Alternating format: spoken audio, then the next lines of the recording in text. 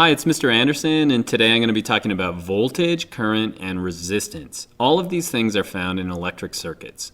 It's hard to see electricity move, and so lots of times we don't have a gut instinct for what's really going on. And so I always like to start with an analogy. The analogy here is going to be the analogy of water. And so if we have a bunch of water at the top of a water tower, it has potential energy. And potential energy in electricity is going to be called voltage, and we measure that in volts.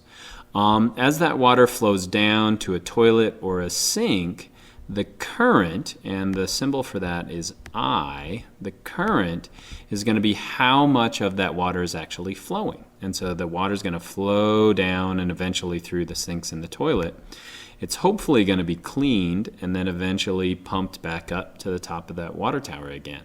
And so what's resistance? We call that R. Resistance is simply anything that resists the flow of that electricity. And so anything like smaller pipes or maybe clogging inside the pipes that slow down the passage of the water is going to offer resistance. Likewise, anything in a wire or anything that slows down electricity is going to offer resistance. And so voltage is measured in volts, current is measured in amps, and resistance is measured in ohms. And each of those terms comes from a famous scientist that figured some things out about electricity.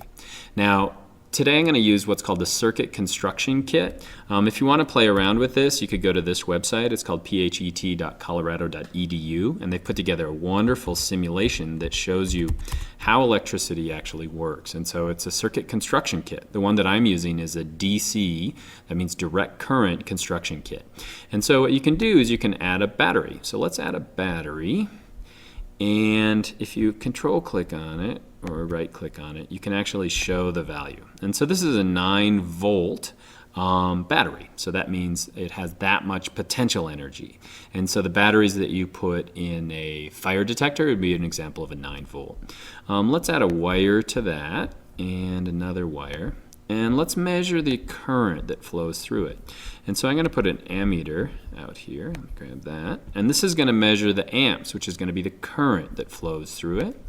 Let's also grab another wire, and let's kind of make this a complete circuit. So if I grab a wire here, another wire here, and then we connect it back up. Okay, so if we add a wire over here as well.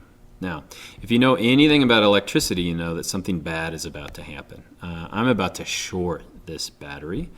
So what happens to a battery when it's shorted out? Well, you can see that the electrons are just cruising around. You see the ammeter is it's pegged all the way to the top. It also says that it's reduced the animation to less than 1% of its normal speed. And so in the lab, that's bad because you'll get sparks and you also could explode your battery. So let's not do that. I'm going to split this junction right here. And actually, let me split it right here. So that's bad, or that's not a healthy circuit. And so now let's add the third thing. So again, what we have is we have voltage, that's the potential energy. We have current, that's the flow of the electrons. But now let's add a resistor here. So if we add a resistor to our circuit, and then connect it up and let it run, then we have a healthier looking circuit. And so what we now have is potential energy that's pushing the electrons in this direction. It's going through an ammeter, which is measuring the amps as it moves through it. And now we have a resistor, and that's something that's slowing down the passage of those electrons. And let's actually show that value. Okay, so what do we have? Let's get back to our terms again. We've got voltage, or V, and we can see that that's a 9-volt battery. We have amperage, and so that's going to be current, and we use I to explain what current is, or that's the symbol for current. We measure that in amps. And then the last thing we have is resistance, and resistance is going to be measured in ohms. And so we can actually look at these values, and you should be able to figure out what's called Ohm's law. So we have 9 volts, we have 10 ohms of resistance, and we have 9 amps. And so if you take 9 equals 10, sorry about the bad writing, times 0.9. In other words, we could start just with the numbers itself, and so Ohm's law is simply this: V equals I times R. Whoa, that's an ugly looking R. So V equals I times R. In other words, the voltage equals the current times the resistance. And so what should happen if we increase the voltage? Well, if we increase the voltage and the resistance is set, so it's not going to change, if we increase the voltage, what should happen to the current? Well, let's try it. So if I do that, if I increase the voltage, excuse me, so let's change the voltage. Let's now change it to a higher value. What's going to happen to the amps or the current? The current is going to increase. The resistance stays the same, and so as I increase the voltage, what's going to happen to the current? The current's going to increase. And the cool thing about this animation is, watch, if we increase the voltage even yet, it shows the electrons, or it tries to represent the electrons in their speed. And so the more volts that we add to our battery, the more current we get moving through it.